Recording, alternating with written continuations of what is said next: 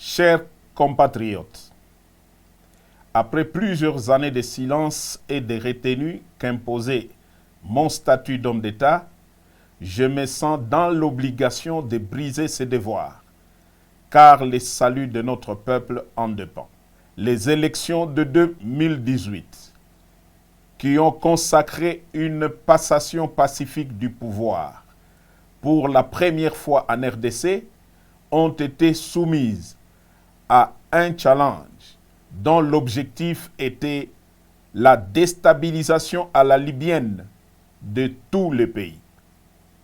Devant ces plans machiavéliques, forgés dans le sombre salon de les ennemis de la RDC, une paix des braves s'érigeait devant nous comme la seule solution salutaire pour épargner le pays de l'hécatombe planifiée. Cette paix des braves s'est matérialisée par un accord dont la majorité des acteurs sont encore vivants, à l'exception des généraux disparus Delphin Kayimbi et Tim Mukonto. Paix à leur âme.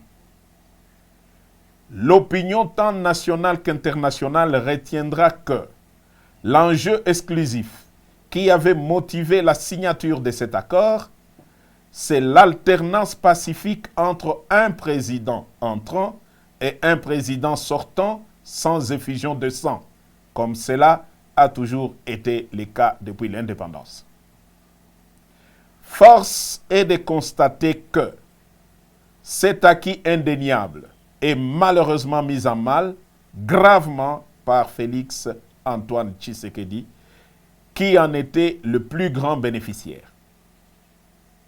En effet, dès la prise du pouvoir, le nouveau président a commencé à déboulonner, selon ses propres termes, les systèmes qu'il a mis au pouvoir en dépit des prescrits de la Constitution.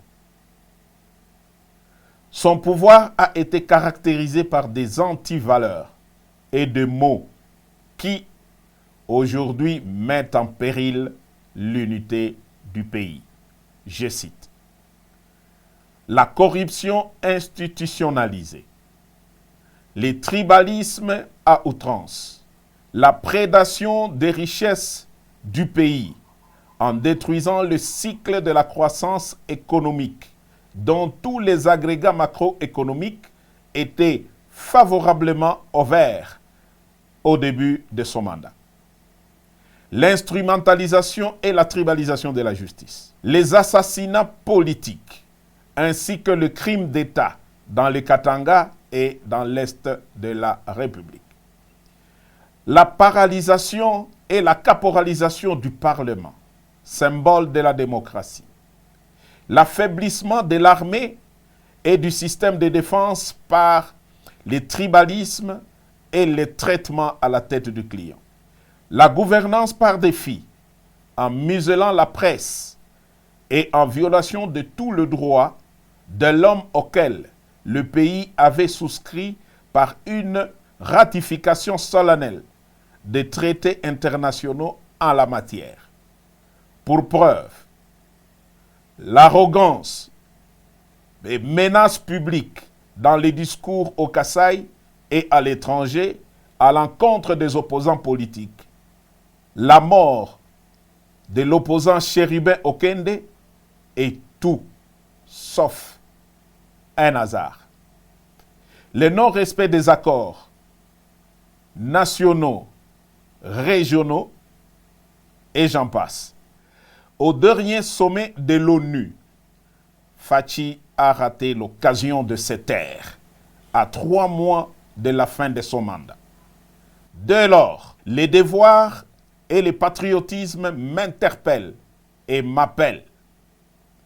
Devrions-nous nous taire et regarder périr un peuple dont tous les espoirs étaient permis lors de la première alternance pacifique du pouvoir?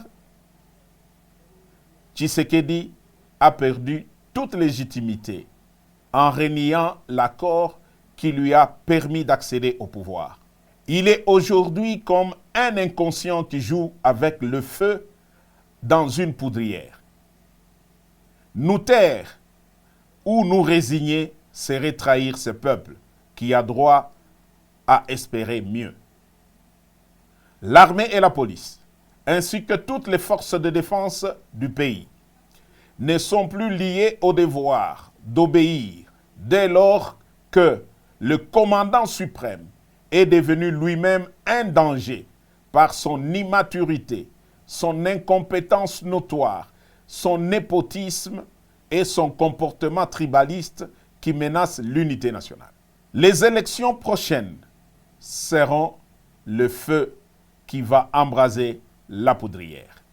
Car, loin d'être transparentes et inclusives, elles ont été organisées pour une tricherie à grande échelle et malheureusement cousues de fil blanc.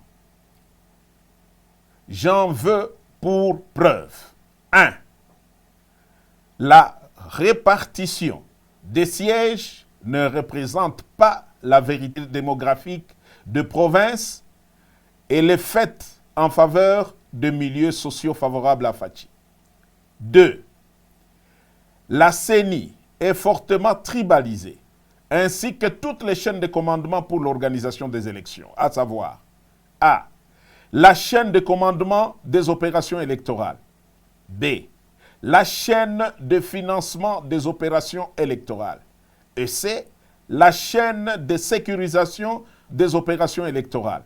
Sur plus de 450 tribus en RDC, le contrôle de toutes ces chaînes de commandement est assuré par une seule tribu, celle des Fachi. 3. Le fichier électoral est biaisé.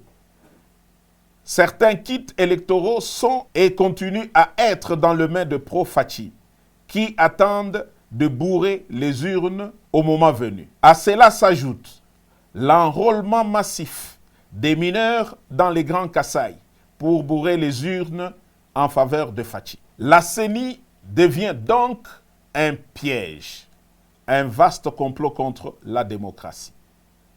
Je répète, la CENI devient un piège et un vaste complot contre la démocratie. Il est donc impensable que des politiciens veuillent participer à de telles élections pour légitimer un pouvoir qui conduit le pays tout droit vers son implosion. Si, en connaissance de cause, ils y participent quand même, ça sera soit qu'ils sont complices de Fachi, soit parce qu'ils poursuivent des intérêts égoïstes, personnels et inavoués au détriment de l'intérêt général du peuple. Je ne reconnaîtrai donc point, par devoir sacré et sur le serment du soldat, les pouvoirs qui viendraient de ces piètres élections si jamais elles ont lieu dans les conditions si haut décriées. Fachi, après avoir craché sur tous ceux qui ont milité pour son pouvoir, n'a ni droit de se représenter, encore moins de conduire l'indispensable transition pour créer un bon climat propice aux élections dignes de confiance et source de légitimité politique. J'en appelle donc à la conscience de tous les fils et filles de la République à barrer la route à cet aventurier qui est comme un pachyderme dans une poterie. Aux compagnons d'armes FARDC, vous avez fait montre d'une discipline exemplaire, d'éviter les courants de coups d'État en Afrique. Vous avez jugé bon de laisser Fachi terminer calmement son mandat. Mais alors, si d'ici le 20 décembre, rien ne change dans l'organisation d'une élection inclusive et crédible comme cité si haut, nous serons dans l'obligation d'appliquer et de faire appliquer l'article 64 de la Constitution. S'il a en lui un peu d'héritage de son père qui a consacré toute sa vie pour voir l'avènement de la démocratie dans RDC, Fachi doit se retirer pour l'intérêt supérieur de la nation. S'il continue à s'entêter, à écraser et museler l'opposition, qu'il sache que seul le fabricant du monstre est capable de les détruire. Autant nous lui avons donné le pouvoir, autant nous sommes capables de les lui reprendre, de gré ou de force, pour sauver la République. Tous les officiers supérieurs impliqués dans l'accord suivanté savent quel est le rôle que j'ai joué pour le faire accepter, même auprès des politiques qui géraient les institutions citoyennes de la République. Et Fachi en est pleinement conscient. Dieu sera juge entre lui et moi. Vive la République!